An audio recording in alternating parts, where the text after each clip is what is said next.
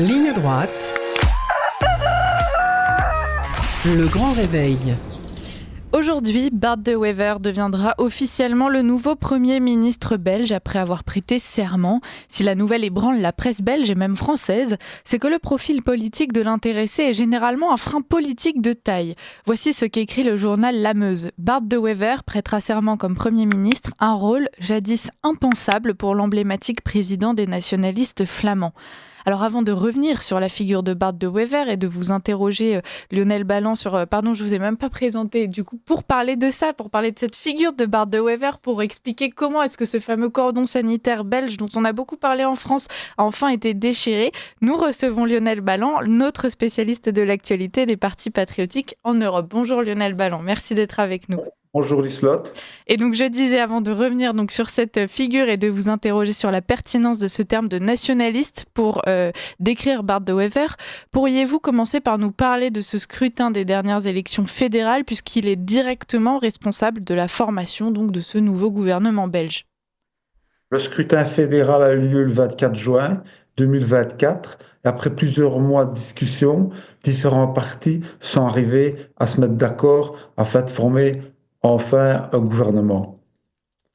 Donc il y a 5 partis, dont le parti N-VA, qui est un parti nationaliste flamand dirigé par Bart De Wever. Il y a 2 partis démocrates chrétiens, un francophone, un néerlandophone. Il y a le Parti libéral francophone MR et il y a le Parti socialiste flamand Vooruit.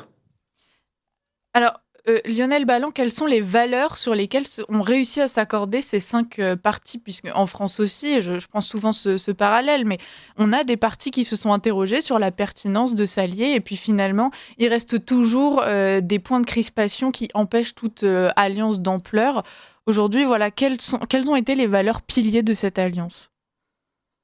Ces partis se sont mis ensemble, un peu contraints et forcés. Ils ont surtout pour objectif de redresser la situation financière. Donc, il va falloir réaliser de très nombreuses économies qui ne plaisent pas évidemment du tout à la population. Donc, c'est un gouvernement qui est là quelque part malgré lui afin de tenter de redresser la barre. Est-ce qu'on pourrait dire que c'est un cadeau empoisonné, cette place pour Bart De Wever, parce qu'il doit redresser une situation effectivement assez dramatique d'un point de vue économique. Si jamais il échoue, les patriotes et même juste la population belge le tiendront probablement pour responsable. Il est clair que cette situation n'est pas du tout favorable, que cela va être extrêmement compliqué, surtout qu'il a dû mettre ensemble des partis de tendance différentes. Et donc, ça ne va pas du tout être facile pour lui. Surtout que tout est concentré sur l'économique et le social, avec des coupes massives dans les budgets sociaux, et notamment la fin de la possibilité de chômer à vie, parce que autrefois en Belgique, on pouvait chômer toute sa vie, et puis obtenir une retraite par rapport au fait qu'on avait été sans emploi au cours de toute son existence professionnelle. Donc tout ça va être liquidé, les gens ne pourront plus être au chômage que durant 2 ans. Donc, cela va affecter tout particulièrement les zones de vieille industrialisation en Wallonie, où tout a fermé à cause de la mondialisation. C'est là vraiment que le coup de poing, en quelque sorte, va se faire le plus sentir, alors que dans les zones prospères, notamment en Flandre, les conséquences de cela vont être nettement moindres. Alors, est-ce que vous pourriez donc revenir sur cette figure de Bart De Wever, donc, chef de file du mouvement nationaliste? En France, nationaliste, c'est un gros mot généralement. Lui, il se revendique nationaliste. C'est pertinent pour définir sa politique et ses positions, Lionel Ballan? Oui, donc il s'agit d'un nationaliste flamand. Donc les nationalistes flamands veulent soit l'autonomie, soit l'indépendance de la Flandre. Le nationalisme flamand est un mouvement qui est né au 19e siècle, un mouvement linguistique, également un mouvement de type social, puisque le peuple flamand parlait le flamand, c'est-à-dire un dialecte néerlandais, et il n'était pas très content d'être soumis au français, qui était la langue de la bourgeoisie dans toute la Belgique, mais aussi en Flandre. Et donc, il y a eu un mouvement d'émancipation flamand depuis le 19e siècle, lié à l'aile sociale du catholicisme. Et finalement, donc, on aboutit à ce qu'un nationaliste flamand arrive au poste de Premier ministre de Belgique. On va revenir sur la façon dont il est parvenu justement à détruire ce cordon sanitaire, et même on reparlera de ce cordon sanitaire, mais avant cela, est-ce que vous pourriez nous parler du Vlaams Belang, qui est l'autre parti nationaliste flamand? Quels sont les rapports du Vlaams avec Bart de Wever? Le Vlaams Belang est sous cordon sanitaire, c'est-à-dire que les autres partis politiques ont décidé de ne pas s'allier à quelque niveau de pouvoir que ce soit avec le Vlaams Belang. La N-VA de Bart de Wever ne reconnaît pas le cordon sanitaire, donc elle ne l'applique pas officiellement, mais dans les faits, elle est quand même contrainte d'appliquer le cordon sanitaire, parce que si elle allait, où que ce soit, au pouvoir avec le Vlaams Belang, automatiquement, les autres partis refuseraient à tous les niveaux de pouvoir de s'allier à la NVA. Donc, dans les faits, la NVA pratique aussi le cordon sanitaire avec le Vlaams Belang, même si elle n'est pas contente de devoir appliquer cette mesure. Est-ce que sans s'allier officiellement, Bart de Wever pourrait envisager de travailler avec certaines personnalités du Vlaams Belang? Mais il y a quelques personnes qui étaient au Vlaams Belang qui sont passées il y a quelques années d'ici à la NVA, mais Bart de Wever ne peut pas aller plus loin parce que automatiquement les autres partis le rejeteraient s'il faisait ça. Donc il y a un cordon sanitaire de fait autour du Vlaams Belang qui est arrivé deuxième lors des élections législatives et régionales flamandes de 2024, mais il y a également donc une impossibilité pour la NVA de choisir ses alliances. La NVA est obligée partout d'aller avec les partis du système pour gouverner. Oui, alors justement, quelles ont été les concessions que la NVA a dû faire pour pouvoir rejoindre et former cette coalition et donc atteindre le pouvoir, Lionel Balin? Mais Bart de Wever, donc au départ, a constaté qu'il y avait un cordon sanitaire autour du Vlaams Belang et donc il a dit ce n'est pas possible de continuer comme ça puisque de toute façon le Vlaams Belang est tout le temps placé dans le coin, il ne peut jamais prendre part au pouvoir, donc il a mis beaucoup d'eau dans son vin et pour des raisons stratégiques, donc il a systématiquement lissé son discours et il estime lui qu'il faut y aller petit à petit. Donc il cherche avec les partis du système aller dans le sens de ses idées nationalistes flamands, pas à pas. Donc il progresse depuis des années, aussi au niveau de la Flandre, puisque la NVA gouverne la Flandre en coalition avec deux autres partis, mais le ministre-président flamand est un membre de la NVA. Alors, est-ce qu'il a dû lisser ses idées aussi concernant l'immigration ou bien est-ce que ça fait partie des thèmes sur lesquels les 5 partis formant la coalition ont réussi à s'entendre? Est-ce qu'aujourd'hui, voilà, ils ont une direction fixe concernant cette problématique? Donc, la politique migratoire annoncée sera restrictive. Les 5 partis sont arrivés à se mettre d'accord. Et donc, Wever a dû chercher un compromis sur la question, alors qu'il aurait voulu aller plus loin. Mais il a fait le maximum de ce qu'il a pu au vu de ses 4 autres partenaires de coalition. Le nom que les partis se sont choisis pour leur coalition, c'est Arizona, en raison des couleurs des partis qui évoquent le drapeau de l'État américain. Est-ce qu'il y a un signal à comprendre derrière? Est-ce que c'est une ouverture justement outre-Atlantique? Et dans ces cas-là, comment est-ce que les nationalistes Non, accueillent cette nouvelle? non, parce que le nom donné au gouvernement dépend des couleurs des différents partis ensemble. Et donc, ils ont cherché le drapeau d'un endroit où ces couleurs se trouvaient. Une autre fois, nous avons une coalition suédoise, parce que c'est une coalition aux couleurs de la Suède. C'est un peu le même principe que la coalition des feux tricolores en Allemagne.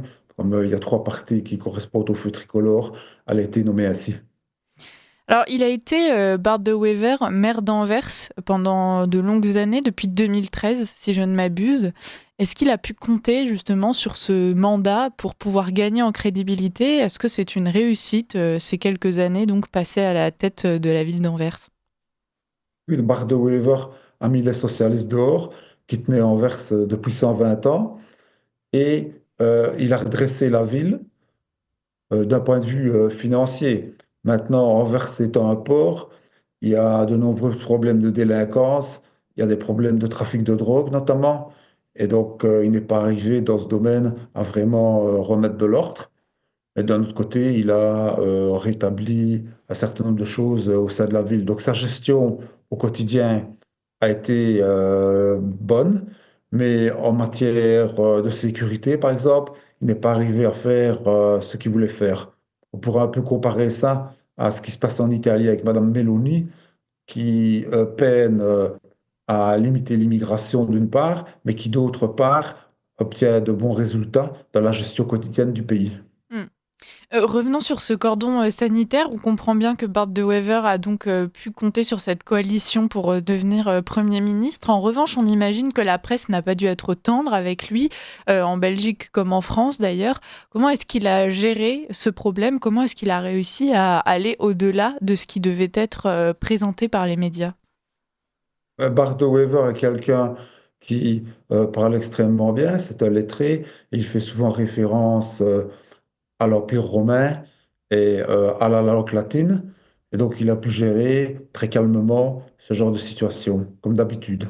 Oui, effectivement, c'est quelque chose qui ressort beaucoup, son admiration notamment pour César. Est-ce que son admiration d'ailleurs pour ce système de la Rome antique, c'est quelque chose qui pourrait se ressentir dans sa politique? Bon, c'est une question un peu précise, Lionel Balland, mais lançons-nous. Euh, oui, parce que on peut voir dans la photo euh, qui a été diffusée à l'issue des élections de juin 2024, où son fils portait un symbole de l'Empire romain, une sorte de symbole du césarisme qui est en train de monter un peu partout, c'est-à-dire de l'homme fort. On le voit en Argentine avec M. Milei, aux États-Unis avec M. Trump, on voit ça dans différents pays d'Europe, avec Mme Meloni par exemple en Italie, avec M. Kickel en Autriche. Et donc, il y a une montée de l'homme fort, une montée du césarisme.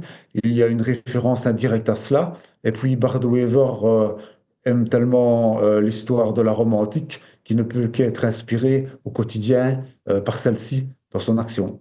Mais si on comprend bien, on a la sensation aujourd'hui que les Belges ont compris que les années à venir allaient être difficiles puisqu'il va falloir se sortir d'un mauvais pas, notamment économique. Elles savent que Bart De Wever va devoir prendre des décisions compliquées qui ne seront pas forcément agréables, mais c'est un peu ça qu'ils attendent aussi, la sensation d'être repris en main.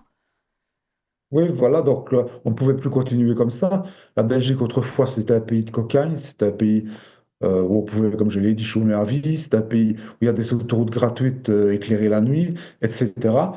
Et c'est un pays qui est situé aussi au cœur de l'Europe, puisqu'il abrite la capitale de l'Union européenne. Et donc, au sein de ce pays où les gens ont vraiment bien vécu, on peut constater que maintenant, comme un peu partout en Europe occidentale, même au Luxembourg voisin, même en Allemagne, il y a une forte chute de la situation, contrairement à ce qui se passe en Europe de l'Est. Vous allez en Pologne, la Pologne s'est incroyablement développée au cours des dernières années, la Hongrie se développe, la Roumanie se développe, et même maintenant en Bulgarie, on voit que ça commence à monter. Et partout en Europe occidentale, on est dans une situation inverse où la situation se détériore de manière quotidienne. Et donc, Bart Weaver représente l'espoir de pouvoir redresser quelque peu la situation économique du pays. Alors, on va parler un petit peu d'Union européenne. Lionel Balland, il nous reste quelques minutes. La NVA, elle est donc dans le groupe ECR de Marion, mais elle fait partie d'un autre parti européen, donc qui est l'Alliance libre européenne. Est-ce que vous pourriez nous expliquer, d'avoir Bart de Wever comme nouveau Premier ministre belge, qu'est-ce que ça va impliquer pour la Belgique dans son rapport à l'Union européenne? Mais pourquoi est-ce que la NVA n'est pas dans le même parti au niveau de l'Europe que dans le groupe? Parce que la NVA a changé de groupe, donc elle est venue à l'ECR, mais elle est restée au niveau du parti, dans son ancien parti, puisque la NVA est un parti nationaliste flamand, donc il était dans une famille politique régionaliste. Il a décidé d'aller chez les conservateurs et réformistes européens, au sein duquel se trouve notamment Identité et Liberté, le parti de Marion Maréchal, mais également Frères d'Italie, le parti du Premier ministre italien Giorgia Meloni. Donc, cela implique que ce groupe ECR dispose maintenant de trois premiers ministres en Tchéquie, en Italie et en Belgique. Et c'est quelque chose, je crois, dont Marion Maréchal s'est réjouie. On voit que Giorgia Meloni a commencé à travailler ses relations avec Donald Trump. Comment est-ce que Barbara Wever va se positionner vis-à-vis des États-Unis et donc de leur nouveau président? La Belgique abritant le siège de différentes institutions internationales, notamment le SHAPE, qui est le quartier général des forces alliées en Europe occidentale, le siège de l'OTAN est vert. Outre ça, il y a le siège des institutions européennes à Bruxelles. Donc la Belgique est un pays à tendance atlantiste. Et Mm. donc Bart de Wever continuera sur cette voie atlantiste, sans surprise.